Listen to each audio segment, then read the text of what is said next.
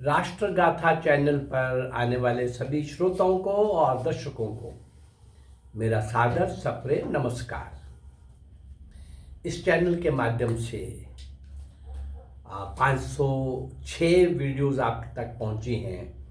अधिकांश उन लोगों को मैं आप तक पहुंचा रहा हूं, उन महापुरुषों को, उन पुरखों को, उन क्रांतिवीरों को, वीरांगनाओं को, नायक नायिकाओं को, जिन्होंने भारत माँ की स्वतंत्रता के लिए सर्वस्व निछावर कर दिया, पर उनका नाम कहीं इतिहास में नहीं आया। 190 वर्ष का इतिहास लिया है अभी 1757 से 1947 का। कल जो मैंने फिनिश किया 4 एपिसोड वो सुखदेव के, यानी भगत सिंह, सुखदेव, राजगुरु को फांसी एक दिन होती है। भगत सिंह को तो थोड़ा नाम देश में है कहीं ना कहीं, और उनकी फिल्म भी बन गई, लेकिन सुखदेव राजगुरु के बारे में हम कुछ नहीं जानते। जब मैं सुखदेव के बारे में देने लगा तो 4 एपिसोड में भी बड़ी मुश्किल से मैं समेट पाया, लेकिन उन्हीं के एक साथी राजगुरु, कमाल के विलक्षण क्रांतिकारी, उनके बारे में किसी को कुछ पता नहीं। तो आज मैं राजगुरु जी को आपके सामने ला रहा हूं। उसी लंबी पंक्ति में ये अज्ञात क्रांतिकारी जिनको कोई नहीं जानता सिवाय इसके कि भगत सिंह के साथ ये 2 लोग फांसी चढ़े थे, और कुछ भी नहीं जानता। आज मैं उन्हीं को आपके सामने ला रहा हूं। इनका पूरा नाम था श्री शिवराम हरि राजगुरु। शिवराम हरि राजगुरु ये पूरा नाम था। अपने क्रांतिकारी साथी शिव वर्मा को ये दायित्व दिया गया कि वे दिल्ली के एक गद्दार साथी को गोली से उड़ाने के अभियान में अपने किसी साथी को ले। तो शिव वर्मा ने शिवराम हरि राजगुरु को शामिल करके क्या बताया कि अपनी प्रथम परीक्षा में उत्तीर्ण होके दिखाओ। शिव वर्मा और राजगुरु इस काम में लग गए। ये ड्यूटी चंद्रशेखर जी ही लगाया करते थे। राजगुरु को तो ये काम बहुत अच्छा लगा। वह तो चाहता ही था कि उसे मरने या मारने के काम में सम्मिलित किया जाए, शामिल किया जाए। उस समय नई दिल्ली नगर निगम पूरी तरह से बसा नहीं था। लोग नगर से बाहर दूर तक घूमने जाया करते थे।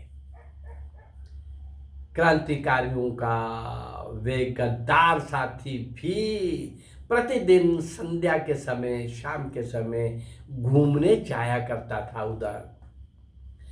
शिव वर्मा और राजगुरु ने छिप छिप कर उसकी सारी गतिविधियों का अध्ययन कर लिया था। उन दोनों के पास एक ही रिवॉल्वर था। दूसरा रिवॉल्वर लेने के लिए शिव वर्मा अपने साथी भगत सिंह के पास लाहौर चले गए। वे अपना रिवॉल्वर राजगुरु को देकर ये कह गए कि जैसे ही आपको अवसर मिले तो उसका काम तमाम कर दो, वह तो दूसरा ला ही रहा हूं। एक दिन संध्या के समय राजगुरु ने देखा कि उस तरफ काफी सुनसान है और वे गद्दार साथी अकेला घूमने आ रहा है। उसे मारने का ये अच्छा अवसर समझकर उसके पास निकट जाकर पीठ में गोली दाग दी और बाद में छाती पर भी, ताकि वो बच ना पाए, और भाग खड़ा हुआ। गोलियों की आवाज सुनकर पुलिस की दौड़ धूप स्वाभाविक रूप से बढ़ गई। शुरू हो गई हलचल, सीटियां बजने लगी और टॉर्च की रोशनी से अपराधी की खोज होने लगी। राजगुरु ने सोचा कि यदि सड़क में भागूंगा तो मोटर गाड़ियां मेरा पीछा करते करते मुझे पकड़ लेंगी। वे रेलवे लाइन पर भागने लगा राजगुरु।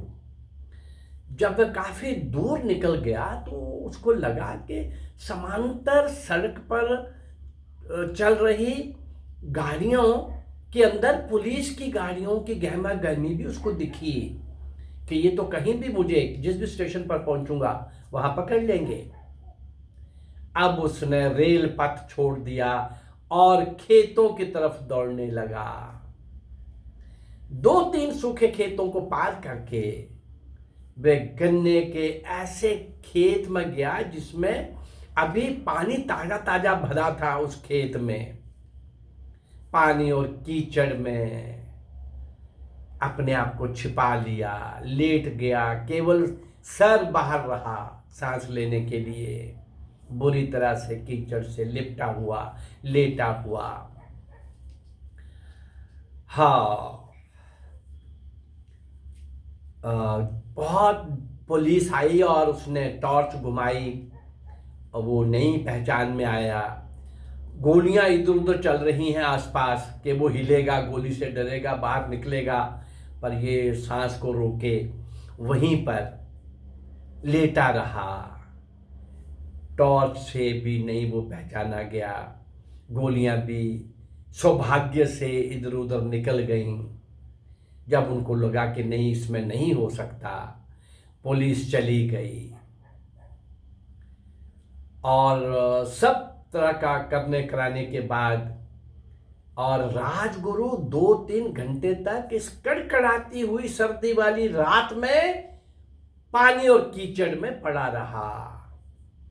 जब देखा कोई बड़ी देर से हलचल नहीं हो रही, खेत से निकला, रेल पथ पर चल निकला और अगले स्टेशन पर मथुरा जाने वाली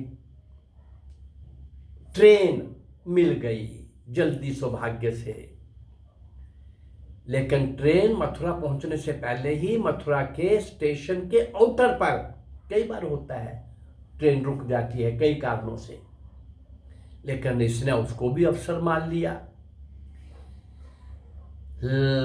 शरीर पर कीचड़, जल्दी से पास में जमुना उतरा, डुबकी लगाई, अपने आप को साफ किया, कपड़ों को धोया, कपड़ों को धो करके उसको जाने दिया गाड़ी को। जब गई कपड़े सूख गए, सुबह भी हो चुकी थी, लेकिन किसी का ये अपना कपड़े सुखा करके और अगले ही स्टेशन पर कानपुर जाने वाली गाड़ी में बैठ गया और कानपुर पहुंच गया।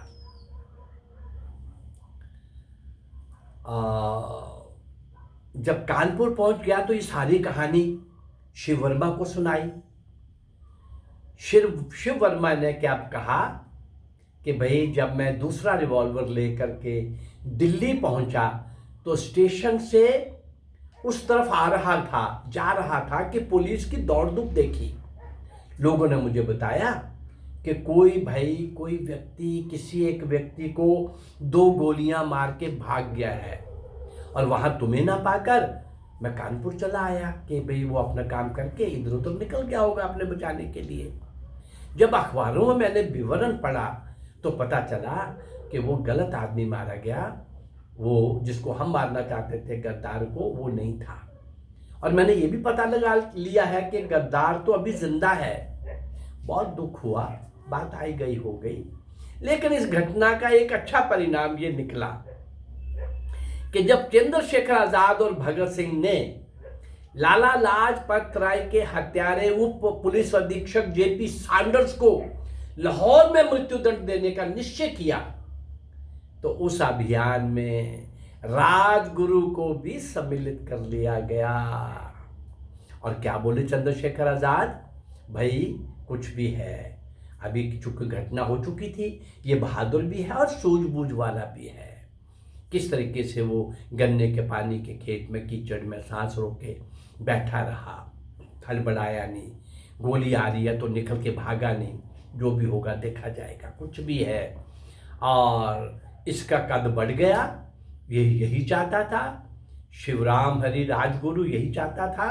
और चंद्रशेखर ने जिस पर हाथ रख दिया कि भाई इनकी कृपा हो गई, ये भी मुझे मानते हैं कि भाई मैं अच्छा क्रांतिकारी हूं, तो क्या बात है। अब मृत्युदंड देने का निश्चय कर लिया, तो फिर लाहौर के पुलिस कार्यालय पर ही सैंडर्स को घेर लिया गया। कार्यालय के बाहर क्रांतिकारी साथी जय गोपाल अपने साइकिल को मुरम्मत करने का बहाना बनाकर अभिनय करने लगा, एक्टिंग करने लगा।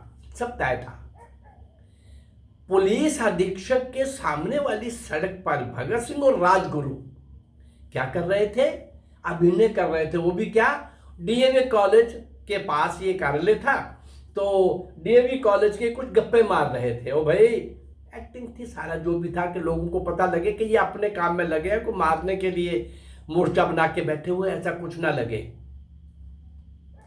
और कॉलेज के फाटक की ओट में चंद्रशेखर आजाद मौजर पिस्तौल लेकर इस इरादे से बैठे थे कि वारदात के पश्चात, घटना हो जाने के पश्चात, यदि किसी ने भगत सिंह और राजगुरु का पीछा किया तो उनसे मैं निपट लूंगा। ठीक 5 बजे संध्या को अपना काम समाप्त करके मिस्टर सैंडर्स बाहर निकला और अपनी मोटरसाइकिल पर बैठकर मोटरसाइकिल स्टार्ट किया।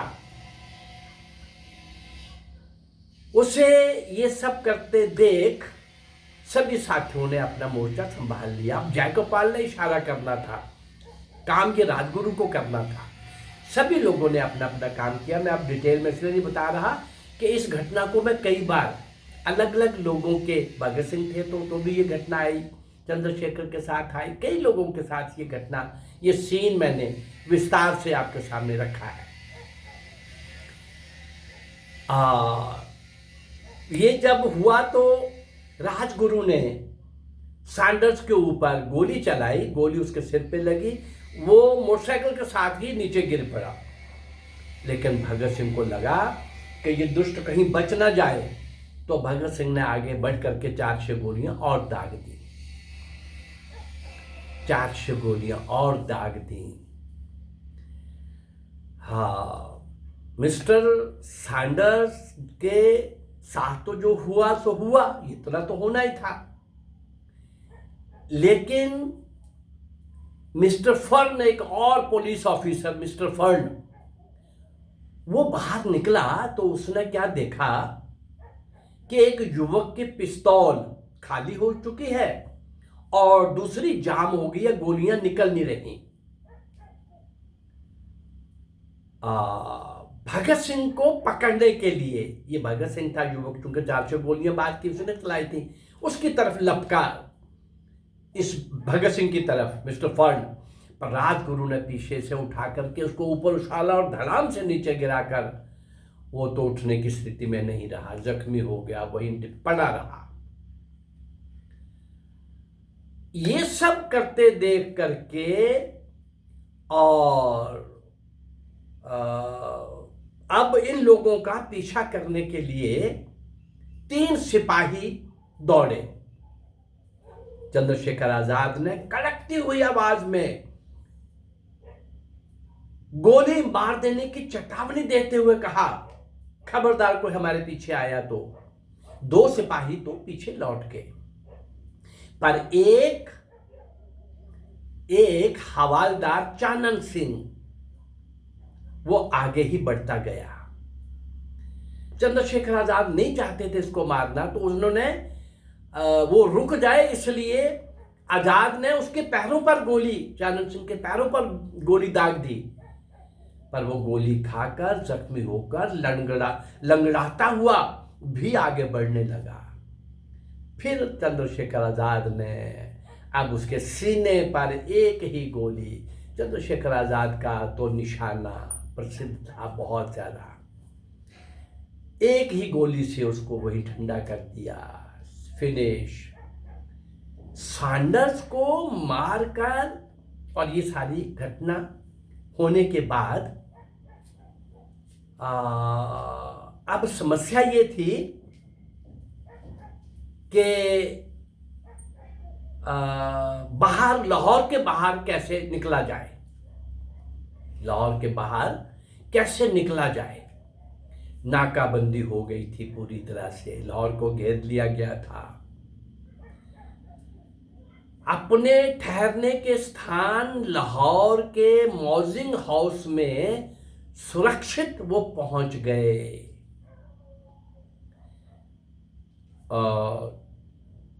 घटना तो दिल्ली के पास हुई थी और ये जैसे कैसे लाहौर पहुंच गए, मौजिंग हाउस में सुरक्षित पहुंच गए जहां वो अक्सर रहा करते थे। पुलिस ने सारे शहर की नाकाबंदी कर डाली और समस्या अब ये थी कि लाहौर से बाहर कैसे निकला जाए, लाहौर से बाहर कैसे निकला जाए। लाहौर के बाहर वो लोग कैसे निकलेंगे, बाकी सबका योगदान तो जो था वो था, कुछ और पात्र इसमें जुड़ने वाले हैं, पर हम बात शिवराम हरि राजगुरु की कर रहे हैं, उस साथी की कर रहे हैं जो भगत सिंह सुखदेव के साथ फांसी के तख्ते पर झूल गया था। तो आइए कल के एपिसोड में हम राजगुरु के बारे में और जानने के लिए अगली इस वीडियो को आप सुनने के लिए उत्सुक रहेंगे, ललायत रहेंगे। शिवराम हरि राजगुरु, भगत सिंह सुखदेव राजगुरु, तीनों को जिस ढंग से फांसी दी गई वो अपने आप में एक कंट्रोवर्शियल मामला है। डिक्लेयर्ड डेट से पहले उनको फांसी दी गई, ऐसा दुनिया में कहीं नहीं हुआ था। और फांसी सुबह देते हैं, ये शाम को दी गई, ऐसा उसके पहले कभी नहीं हुआ था। राजगुरु भगत सिंह सुखदेव ही नहीं भाई, हजारों क्रांतिकारी फांसी के तख्ते पर, हजारों जेलों के अंदर दम तोड़ गए, हजारों काला पानी में दम तोड़ गए। इतना सब कुर्बानी और बलिदान का, शौर्य का, वीरता का इतिहास लिखने वाले, पृष्ठ लिखने वाले इन सब क्रांतिकारियों को इतिहास से दूर रखा गया। कोई श्रद्धांजलि नहीं, कोई स्मरण नहीं करेगा इनको। और जो कौम अपने पुरखों को, बलिदानियों को भूल जाती है, वो कौम जिंदा नहीं रहा करती। इस चैनल के माध्यम से एक प्रयास हो रहा है, ऐसे 190 वर्ष का भी समय लिया है तो 505 वीडियोस आप तक पहुंचा दी हैं। इसी 190 वर्ष में 600-700 वीडियोस आप तक पहुंचने वाली हैं। इसी 190 वर्ष के कालखंड के उन क्रांतिवीरों का, वीरांगनों का, नायक नायिकाओं का इतिहास आप तक लाने का। पर मैं तो और 1000 साल का इतिहास, सिंध के राजा दाहिर से लेकर नेताजी सुभाष चंद्र बोस तक का आपके सामने, उस कालखंड के उन वीरों का, वीरांगनाओं का, नायक नायिकाओं का चित्र आपके सामने लाने का प्रयास कर रहा हूँ। अगर ये मेरा प्रयास आपको ठीक लग रहा है, अच्छा लग रहा है, तो इस चैनल को लाइक करिए, सब्सक्राइब करिए और शेयर करिए। नमस्कार, जय भारत, धन्यवाद।